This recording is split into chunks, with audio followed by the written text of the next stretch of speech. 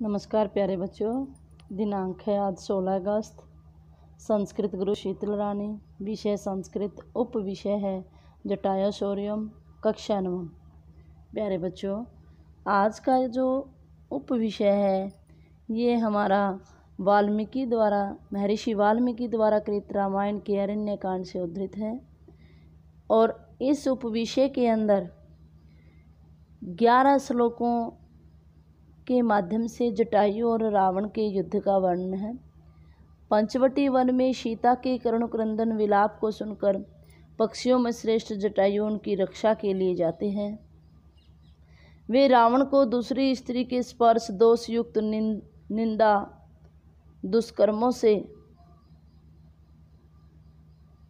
युक्त होने के बारे में बताते हैं। रावण की अपरिवर्तित मनोवृत्ति को देख करके वे उस पर भयानक आक्रमण करते हैं। अच्छी तरह से लड़ते हुए अंत में वीरता को प्राप्त हो जाते हैं। यही इस पाठ में क्या है दिखाया गया है, जटायूसौर्यम यानी जटायु की वीरता। सबसे पहले श्लोक नंबर 1 है, सातदाह कर्णो वाचो विलपंती सुदुखितः वनस्पति गतम गृदम ददर्श आयत लोचना। फिर इस श्लोक का अन्वय क्या है कि तदाशु दुखितः करुणा वाचम विलपंती आयत लोचना सा वनस्पति गतम गृदम ददर्श। प्रस्तुत श्लोक का प्रश्न क्या बनेगा कि प्रस्तुत श्लोक हमारी संस्कृत विषय की पाठ्य पुस्तक से उसी भाग 1 से संकलित जटायूसौर्यम से लिया गया है और इस पाठ का संकलन आदि कवि महर्षि वाल्मीकि रचित रामायण के अरण्य कांड से किया गया है। इस श्लोक में क्या है कि रावण जब सीता को लेके जाता है तो सीता दुखी होकर के गृधराज जटायु को देखती है। तदाह तब या उस समय, सुदुखिता अत्यंत दुखी, करुणाजनक, वाचम विलपंती बातें करती हुई, विलाप करती हुई, आयत लोचना बड़ी आँखों वाली, सा उसने यानी सीता ने, वनस्पति गतम एक वृक्ष पर बैठे हुए, गृधराज जटायु को ददर्श देखा। यानी कहने का भाव क्या है कि रावण सीता का अपहरण करके उन्हें आकाश मार्ग से लंका की ओर ले जा रहा था। अपहरण से दुखी सीता ने वृक्ष पर बैठे हुए जटायु को देखा। आगे है प्रश्न नंबर 2, जटायो पश्ये माम आर्य ह्रियमाणम अनाथवत अनेन राक्षस इंद्रेण करुणम पाप कर्मणा। इसका अन्वय क्या है कि आर्य जटायो अनेन पाप कर्मणः राक्षसेस इंद्रेण अनाथवत ह्रियमाणाम करुणम माम पश्य।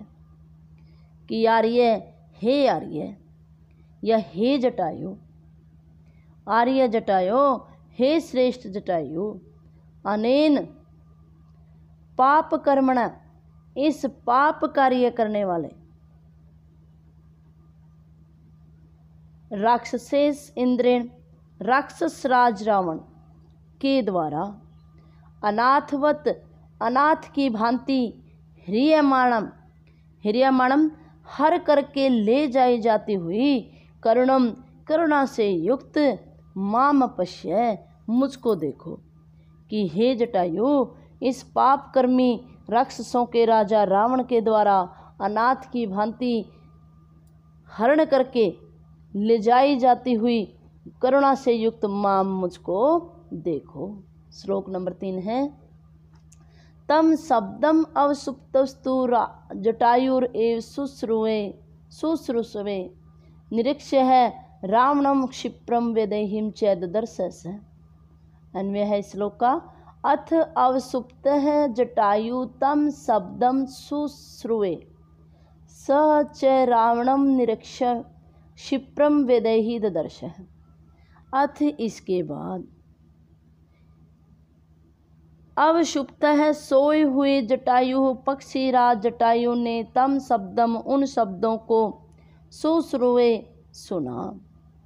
सच रावणम निरीक्ष्य है, और उसने अच्छी प्रकार से रावण का निरीक्षण करके क्षिप्रम शीघ्र ही वेदैहिम ददर्श है, यानी सीता को देखा। आगे है श्लोक नंबर 4। ततः पर्वत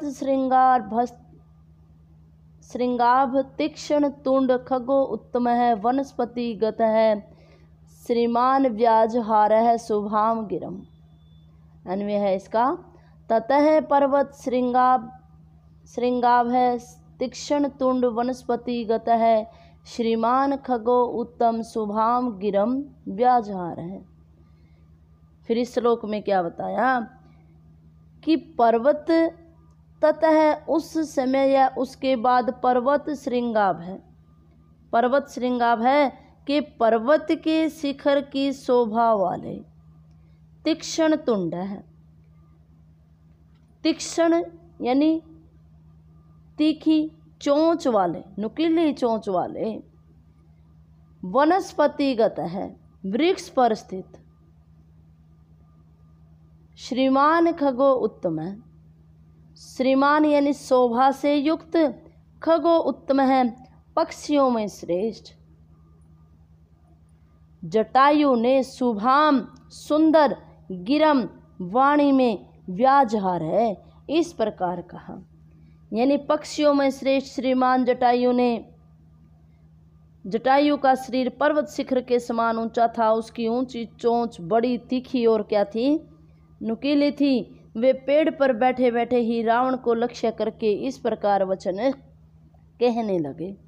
श्लोक नंबर 5 है, निवर्त्य मतिम नीचाम पर दाराभी मर्सनात् न तत् समाचरे उद्वीरे यत परोवश्य विघर्ये। पर दाराभी मर्सनात् नीचाम मति निवर्त्य धीरे न तत् समाचरेत यत है पर है अस्य विघर्येत। फिर प्रस्तुत नंबर 5 नंबर श्लोक में क्या बताया कि पर दारा भी मर्शनाथ।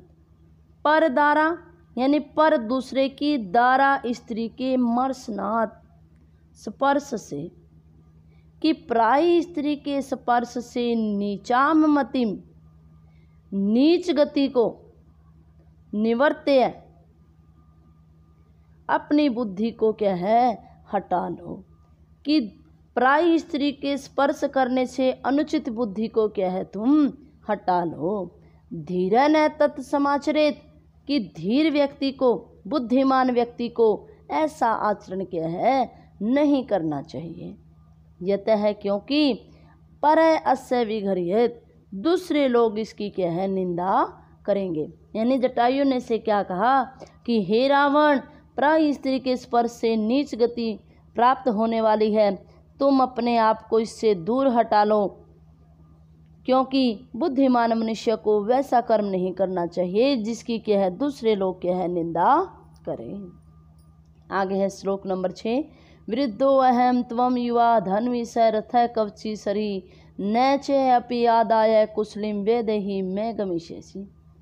फिर अहम वृद्ध त्वम धन्वी सरी कवची स रथ युवा अपि मे वेदेहिम आदाय कुशली न गमिष्यसि।